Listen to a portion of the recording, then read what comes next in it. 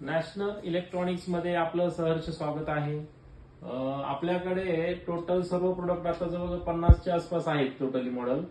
आता याच्यामध्ये आपण एक व्हीएफडी मध्ये कंट्रोल म्हणजे सॉफ्ट स्टार्टर एक करण्यात आलेला आहे. एक फेज आणि एक आर्थिंग वरती 3 फेजची मोटर चालते.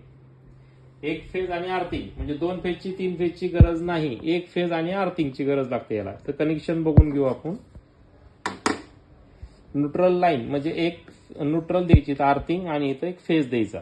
त्यानंतर इथं मोटरच्या RYB प्रमाणे UVW चे वायर लावायची. तर सोलर असेल तर सोलर वरती बी चालते. त्याच्यानंतर ह्याला बाकीचं 1 फेज वरून एवढंच की करंट हा जास्त घेतो. म्हणजे जो इनपुटचा करंट आहे, जो आउटपुट असेल त्याचा इनपुट म्हणजे आउटपुटला सपोज 5 घेतो एका याला 15, म्हणजे पुढे इथं प्रायमरीला तो जवळजवळ 20 अँपिअरच्या आसपास घेतो.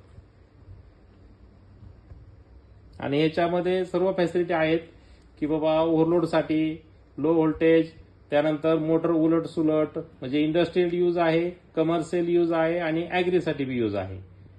म्हणजे सध्या एक फेज आर्थिंगचं आणि त्याच्या करून याचं नाही का त्याच्यामधून 3 फेज तयार करतो हे RYB, म्हणजे 230 व्होल्टला हा 440 तयार करतो.